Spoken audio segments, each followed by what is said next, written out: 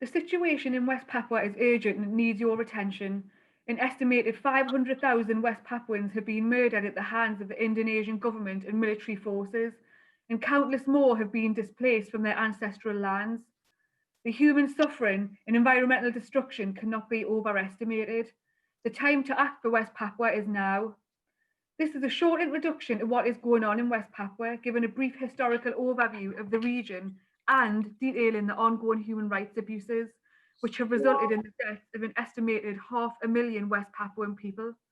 It will then explain some of the work that Grassroots for West Papua are doing and what actions you can take to fight for a free West Papua. We warmly invite you to join the private group. Please find us on Facebook at Grassroots for West Papua and follow us on Twitter, once again, by searching Grassroots for West Papua. Now for a brief history of West Papua. West Papua is a region in East Asia on the western half of the island of New Guinea and bordering Papua New Guinea, lying about 200 kilometres north of Australia. West Papua is famous for its Raja Ampat Islands, commonly known as the Four Kings, which are a scattering of around 1,500 tropical islands containing the richest marine biodiversity on Earth. With vast tracts of coral reef, clear waters, and a host of tropical marine wildlife. Much of West Papua is still largely covered with virgin rainforest and is home to a great diversity of plant and animal species, including rare orchids, birds of paradise, and even tree kangaroos. Around 250 unique tribes call West Papua home, all with their own traditions, languages, and cultures, with most of these tribes living either traditional subsistence lifestyles, only growing enough food to live on, or living a more nomadic, hunter-gatherer lifestyle. Without a doubt, West Papua is a place of exceptional natural beauty. However, since the beginning of the colonial era, West Papua has been routinely plundered of its resources by occupying forces, with the region losing approximately 1/3 of its rainforest since the 1960s. Following independence in 1949 and ending 300 years of Dutch colonial rule, Indonesia claimed much of the Netherlands' former territory, including West Papua, then known as Western New Guinea, despite the fact that the region was already inhabited by the indigenous West Papuan people, who had called the region home for over 3,000 years. The Netherlands refused to transfer sovereignty in order to retain the resource-rich territory, and the West Papuan people soon found themselves stuck in the middle of the West New Guinea dispute, on the grounds that the West Papuans were too ethnically different from the Indonesian majority to live peacefully together. The Dutch government decided to prepare West Papua to be an independent nation. However, caring little for the welfare of the native inhabitants, the Dutch government did little to prepare the fledgling nation for independence, failing to invest in the provision of good infrastructure. Additionally, there was little effort from the Netherlands to prepare West Papuans to hold high office, and there was little to no civil service training. The United States were happy for the continuation of Dutch control over the region, as were the United Kingdom and Australia, who at the time did not want an Indonesian West Papua, as this would be too close to Australia. This being at the height of the Cold War era, when Western nations were increasingly concerned about the spread of communism.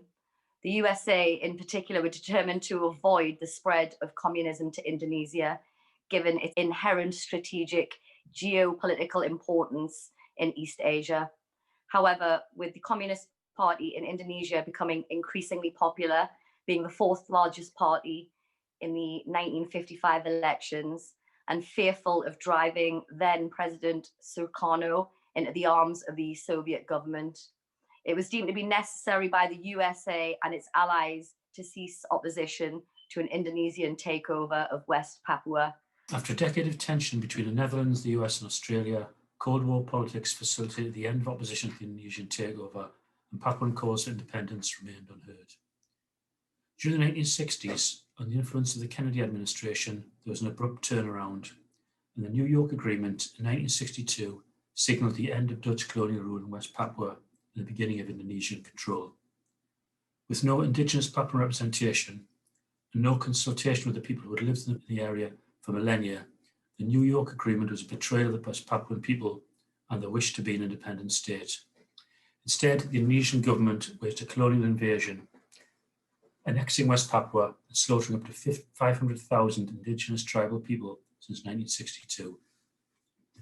Sovereignty was transferred in 1963 under the proviso that Indonesia would facilitate a people's referendum to ask about their willingness to be incorporated into the Indonesian state. This so-called active free choice was finally held in 1969 and was characterised by intimidation, voter suppression, and threats to West Papuan independence leaders from the Indonesian government. Selected representatives were made to vote at gunpoint, and the event became popularly known as the Act of No Choice. Indonesian General Ali Muatopo, speaking to West Papuan delegates during the Act of Free Choice, said, "This is what will happen to anyone who votes against Indonesia. Their accursed tongues will be torn out, their mouths will be wrenched open. Upon them will fall the vengeance of the Indonesian people. I myself will shoot them on the spot." The UN, understaffed and underfunded, failed to ensure that the promised free and fair vote took place. At least one delegate was shot for refusing to comply, and the outcome, to remain as part of Indonesia, was a sham and a complete betrayal of the West Papuan people. Since the Indonesian takeover, the West Papuan people have been struggling for a free and fair independence referendum, but these movements have been violently repressed by the Indonesian government, who have killed an estimated 500,000 West Papuans to date. Since the 1960s, the Indonesian military forces have led an extensive campaign against the indigenous population, displacing them and denying tribes access to their ancestral lands and hunting grounds, these lands being sold off to private companies for resource exploitation. A genocidal colonial project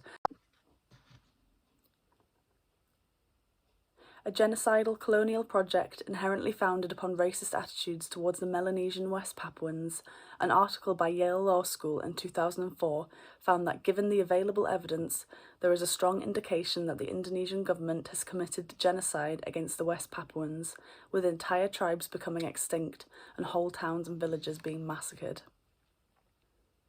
The Biak massacre in 1998 demonstrates the true extent of Indonesian military violent practices, where over 200 people, including women and children, were rounded up by soldiers and forced onto boats. They were then taken to sea and thrown overboard where they perished. This is just one example of a long list of extreme human rights abuses committed by the Indonesian government against the native West Papuans. The use of torture by the military is endemic and well documented, due to the fact that soldiers frequently capture trophy footage of the abuse. Sexual assault and rape have been consistently used by soldiers and police. A 1999 UN report on violence against women highlighted that rape was used as an instrument of torture and intimidation, and torture of women detained by Indonesian security forces was widespread. There's also been a total suppression of free expression in West Papua, with the independence flag, the flag of the Morning Star, being outlawed, along with many tribal customs, in a bid to crush West Papuan identity. Raising the West Papuan flag is punishable by 11 years imprisonment, sometimes more, with 6 West Papuan men from Biak sentenced to 14 years in 2014.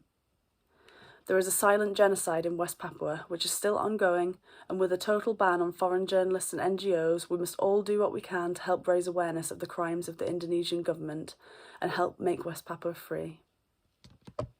A vast and beautiful land, the region of West Papua accounts for around 22% of Indonesia's territory, with the mineral-rich and luscious virgin rainforest being primarily sold off to private companies for resource exploitation. The Indonesian occupation of West Papua is directly related to corporate interests. The US company Freeport-McMoRan operates the Grasberg mine in West Papua, the largest gold mine and the 3rd largest copper mine in the world. Freeport's 3rd largest shareholder, Carl Icahn, also happens to be special advisor to Donald Trump. Freeport is Indonesia's biggest taxpayer, making billions of dollars for the Indonesian government every year and reportedly paying the Indonesian military around $3 million a year in protection money to ensure that West Papuans are kept out of the area. In 2015 alone, Freeport mined some $3.1 billion worth of gold and copper here. In addition, West Papua boasts timber resources worth an estimated $78 billion. In respect of the history behind Freeport's mining in West Papua, a contract was signed for Freeport to operate in West Papua before they were even part of Indonesia. With the help of Henry Kissinger, Freeport was awarded the rights to pillage West Papua. Kissinger later became a Freeport board member. Australian-British corporation Rio Tinto also holds an interest in Freeport Grasberg mine, which entitles it to 40% of production over specified levels until 2021. So that's 40% of all production until 2021. Meanwhile, the British company BP continues to profit from this brutal and murderous occupation of West Papua through its massive liquefied natural gas fields. BP's biggest operation in Southeast Asia is in West Papua, and Papuan communities are also being pushed out of their land for palm oil. According to Corpwatch, an indigenous community in West Papua filed a complaint against the Sri Lankan company Good Hope Asia for taking over their land to create a palm oil plantation. The natural beauty of West Papua is being destroyed, with the region losing more than 420,000 hectares since 2001. With vast swaths of rainforest being cut down for the logging industry and to make way for lucrative palm oil plantations, all at the expense of West Papua's luscious environment. Illegal logging is also widespread, with companies bribing the military for protection and West Papuan citizens being robbed of their land, unable to grow food for a living. So this brings me nicely onto the West Papuan independence movement. Benny Wenda and the fight for the freedom of West Papua. The face of the movement for West Papua in the UK is led by the West Papuan independence leader for the United Liberation Movement for West Papua and the founder of the Free West Papua campaign. In 1977, Indonesian military occupiers entered Benny Wenda's village. Benny states in his autobiography that his mother and aunties would be stopped and checked by Indonesian soldiers. Often the soldiers would force the women to wash themselves in the river before brutally raping them in front of their children. Many of these young women, including 3 of Benny's aunts, died in the jungle from the trauma and injuries inflicted during these attacks. Many of these injuries and attacks also involved genital mutilation. More information on this can be found online. In those days, every day, Papuan women would report to the military post to provide food from their gardens and to cook and clean for the soldiers. Violence, racism, sexual slavery, and enforced subservience became part of the daily routine. Between 1977 and 1983, Benny and his family, along with the thousands of other Highlanders, started living and hiding in the jungle. And after 5 years in the jungle, everyone else from his village had succumbed to the conditions and unfortunately were forced to surrender to the Indonesians. Only his family remained in the jungle. To surrender, the West Papuans had to present themselves to the local military post carrying an Indonesian flag, which signalled their supposed loyalty to Indonesia and their willingness to live in the community under Indonesia's brutal, genocidal and murderous rule.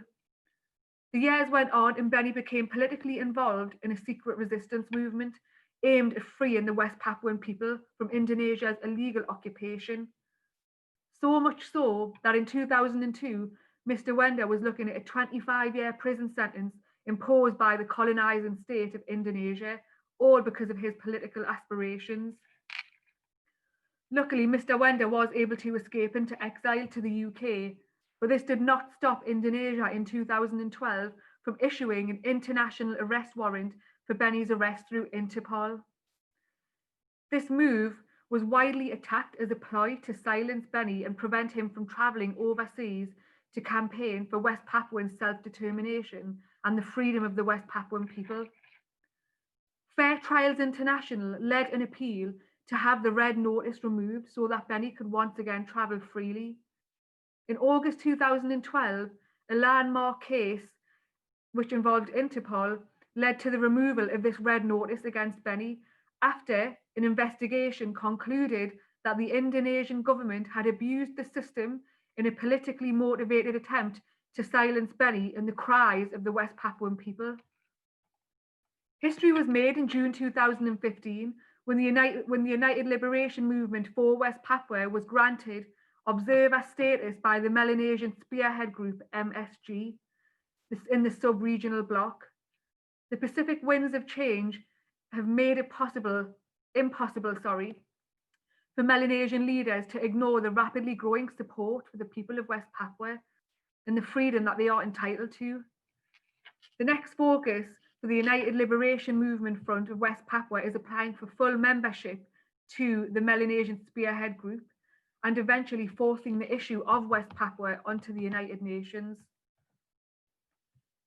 Mr. Wenda has been nominated for a Nobel Peace Prize and has been awarded the Freedom of Oxford, the highest honour the city of Oxford can bestow in one of the oldest surviving traditional ceremonies still in existence. Previous recipients have included Nelson Mandela. In 2015, Mr. Wenda embarked on his first official tour of South Africa, aimed at building support for the self-determination and to highlight the struggle of the people in occupied West Papua. He met with a number of the leaders whilst he was there, including Archbishop Desmond Tutu. As previously stated, Mr. Wenda spent his earlier life living in West Papua under Indonesia's brutal authority, where he watched and witnessed his family members becoming victims to violence, racism, enforced subservience, and sadly murder. For calling for the freedom of the West Papuan people, Indonesia's brutal occupation and freedom from this, Mr. Wenda has now been living in exile in the UK for the last 25 years, after he was unfairly sentenced by Indonesia to a prison sentence for trying to obtain freedom for his people. If you would like to learn more about Benny Wenda and his struggle for the West Papuan people in Indonesia's hidden colony, there's a documentary can be found which is called The Road Home. Wenda's documentary won an award for Best Documentary Feature at the 2016 Amsterdam Film Festival, and the document can be found online. This really is a short introduction to the legacy of Mr. Wenda, and what I have described really does not do much justice to what he has achieved for the West Papuan people, but a lot more needs to be done. Please follow the Free West Papua campaign, which also contains details of Mr. Wenda's autobiography and contains information on the current situation in West Papua, as well as actions on what you can do to help bring about the freedom of the West Papuan people. Grassroots for West Papua are a group of individuals from across the UK who are committed to campaigning for the freedom of West Papua through a three-way approach. Firstly, by lobbying government at a local, international level. We aim to put pressure on the UK to cease their sales of arms to Indonesia and to support the facilitation of an independence referendum in West Papua.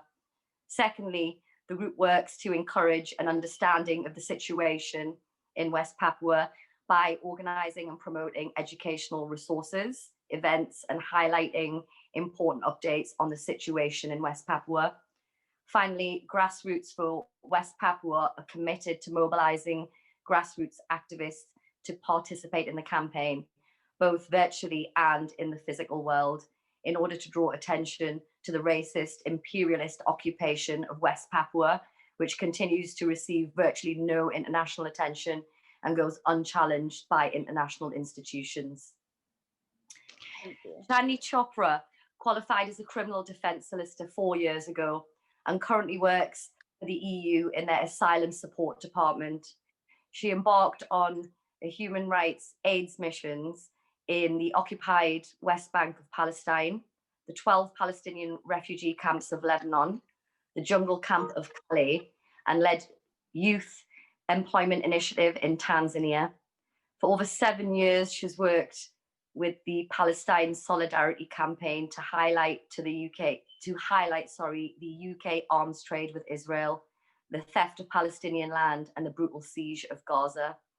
Katie Osborne who is a recent graduate from Newcastle University, where she studied her BA in politics, focusing her dissertation on political communications research and the BBC.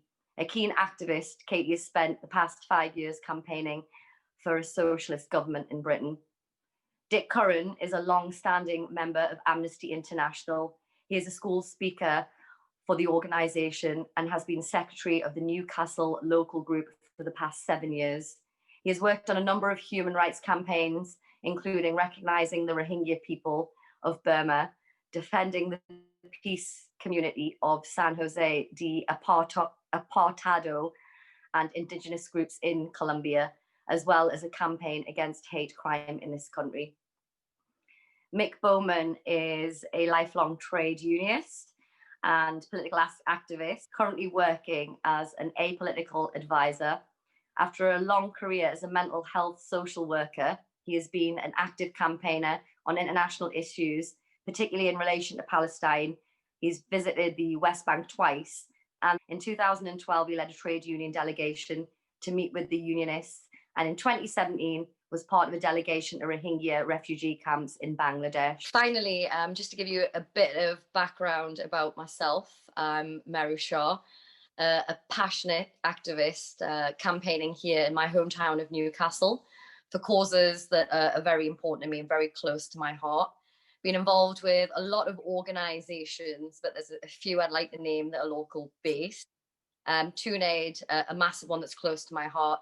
Over the last 4 or 5 years, been getting involved leading up to Christmas to basically raise 100k for Christmas Day for Newcastle-based food banks. So it's giving back to the people here kind of thing. And being from Newcastle, it's one of those things that you do if you're a Geordie through and through, you look after your own. So remember looking at that 100k for Christmas Day for Newcastle food banks. I'm also involved with Newcastle Unite's Stand Up to Racism. Quite an outspoken humanitarian, pretty much dedicated what's left of my life to fight for a better world, for not just for me, but for all of us. And that's about it. Thank you. Our Zoom event. In August, Grassroots for West Papua hosted their first event virtually on Zoom and featured some fantastic speakers who gave an in-depth account of the situation in West Papua. And together we discussed what actions to take and how to do more to raise awareness of the brutal Indonesian occupation. The recording of this Zoom event can be found on our Facebook and Twitter pages. Hi, the UK trade union movement could and should be taking a lead in showing practical solidarity with the Indigenous people of West Papua in their struggle for justice. And we at Grassroots for West Papua are starting work and trying to make this happen. A basic tenet of trade unionism is that an injury to one is an injury to all. And the practical solidarity which comes of this is a guiding principle on which trade unionists should and do operate, both nationally and internationally. And this is shown in the international solidarity work which UK trade unions do in relation to Palestine, in support of the indigenous Palestinian people and their struggle against Israeli colonial settlers. It's shown in the support we give in Colombia to Colombian trade unionists and to indigenous people who are both struggling against a neoliberal regime which is forcing people off their land and denying workers their basic rights. And we see it in terms of the international solidarity shown for workers and indigenous people in the Philippines as well. There's no reason why this same practical solidarity couldn't be shown to the indigenous West Papuan people. We have to remember that the value of international solidarity from the trade union movement is potentially huge. Trade unions are the largest civic society organisation, if you like, in the UK. They still have over 6 million members, it's about 6.5 million members, and still do have considerable political leverage. We want to make sure that this leverage, if you like, and the resources which are at the disposal of trade unions are put to the use of showing international solidarity with people from West Papua. And as I say, we're starting work on this. The value of this is huge. As I've said, trade unions represent 6.5 million people in this country, and their international networks are a fantastic way of spreading awareness amongst the membership of issues, for example, such as what is happening to the indigenous people of West Papua. Trade unions have considerable resources at their disposal, which they could use to support local groups which are engaged in the movement for justice for the Indigenous people of West Papua. They could maybe form local alliances, provide support in the way of help with producing leaflets, all that sort of thing. And also they can use their political leverage. Within the Labour Party, for example, there are 12 trade unions which are affiliated to the Labour Party. So that is a channel which the trade unions can use to try and influence the parliamentary process as well. So the work which we're doing at the moment, which we've just started on, we are looking to see if the TUC, the Trade Union Congress, would be willing to start looking at this issue, and we've sent them materials on the situation in West Papua. And we're also focusing on one particular trade union, which is Unison, which is the largest trade union, represents about 1.3 million workers, majority of whom work in the public sector. Unison have a very well-established record of international solidarity, across a whole range of issues. They have an international unit in London. They have regional structures at which they have a regional international officer, and at a branch level, they also have international officers there. So we're starting to do work through Unison structures to try and see if we can get the union nationally to take up a policy in relation to West Papua. And the process to do that is that we need to get a motion through to the annual delegates conference. This can either come through the regional structures or through the branches. So we're starting work with Unison activists who are also involved in the movement for justice for the Indigenous people of West Papua to try and push that forward. So appealing to people, all of you who are in a trade union, and those of you who aren't in a trade union, if your employment situation allows to join a trade union and get involved and use the structures that are available through your trade union, for example, through Unison, but also through other unions such as the NEU, then the National Education Unit, or the PCS, all of whom have good international units, to try and get the awareness raised about the movement for justice for the people of West Papua. Finally, I'm where it's appropriate that I'm making this appeal today, if you like, because today is a day of action by a local, well, it started off as a local, but now it's a national anti-racism organisation called Show Racism the Red Card, hence the T-shirt I'm wearing today. So let's take action to kick out Indonesian racism from West Papua and help bring freedom to the Indigenous people of West Papua. Thank you very much. Bye now. We've also set up a petition asking to end the UK arms trade with Indonesia. The example of East Timor shows how international pressure can be effective in helping people pursuing the right to self-determination to achieve their goals against what might at times seem like overwhelming odds. The British government currently supplies the Indonesian regime with arms and helps train groups such as Detachment 88 and the Kopassus elite security forces used in the suppression of dissent, as documented, for example, by Human Rights Watch in 2011. Nowhere is this done more brutally than in West Papua. We have therefore put together a petition requesting that Parliament debates the issue of ceasing the arms trade with Indonesia until the people of West Papua are granted a free and fair vote on their future, as promised 60 years ago. This might seem like a small step in the process, but we believe it will be highly effective as part of a global campaign to expose what is happening in West Papua and put pressure on the Indonesian government. Below is the petition we have drafted, and there will soon be a link made available by the House of Commons Petitions Committee. Once it is, we'll publish it as widely as possible to get enough signatures for it to be brought before Parliament. The petition is worded like this: stop arms sales to Indonesia until West Papua has a free self-determination vote. The British government should show its support for the growing calls for West Papua to be allowed a free and fair vote on self-determination, as promised when it was seceded to Indonesia in 1963. The example of East Timor shows how such pressure can work. There have been many reports of human rights abuses and violent suppressions of dissent from organisations including Amnesty International, but Britain continues to trade arms with Indonesia and train its military. Suppressing arms sales until such a vote was granted would demonstrate the British government's commitment to the articles in the Universal Declaration of Human Rights. In December, that's the first date of the yearly global flag raising for West Papua. Please join us in raising the Morning Star flag on this day, which marks the anniversary of the first raising of the West Papua flag. a symbol of their independence. If you would like to take part on December the 1st, please don't forget to take a picture of your flag using the hashtags global flag raising and hashtag Free West Papua. And if you send us your picture, we will display them on our page. Thank you. The Indonesian government have murdered 500,000 West Papuans since their occupation took place in the late 1960s. Entire tribes have become extinct due to the genocide, and this genocide is still happening now. It is still happening on our watch.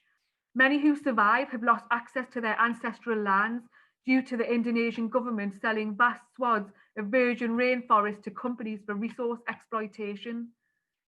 This conflict is not just about land, it's inherently racist.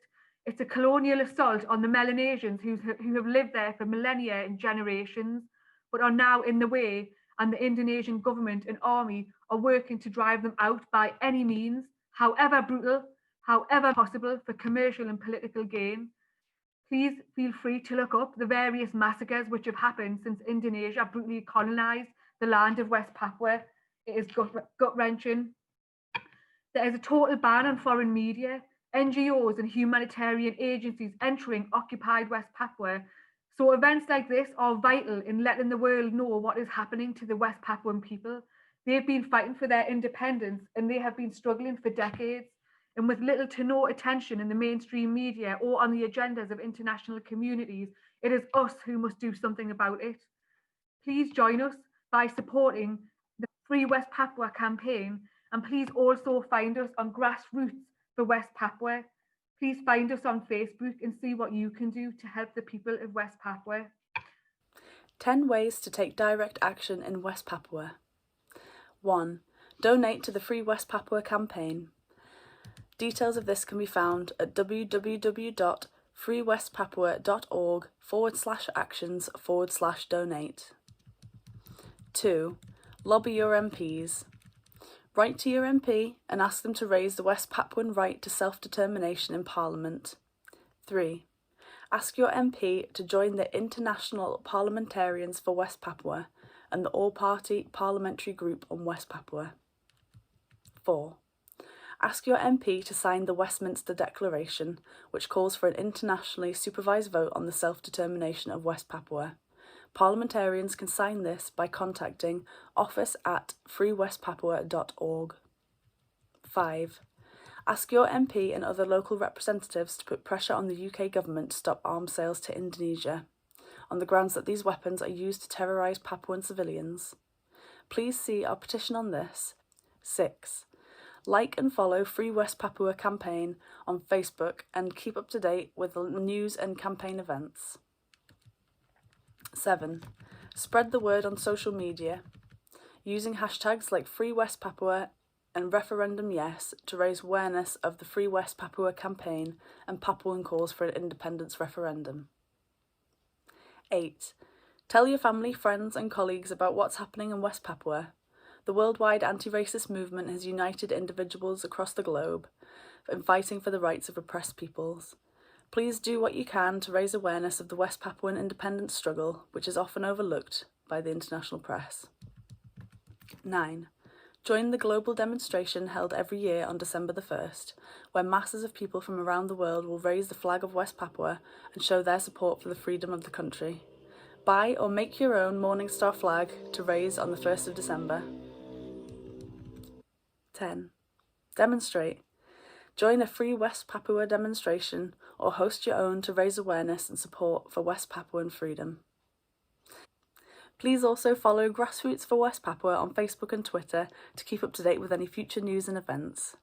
Thank you very much for listening to this recording and attending the London Anarchist Book Fair 2020. And please don't forget to join our campaign. As always, Free West Papua.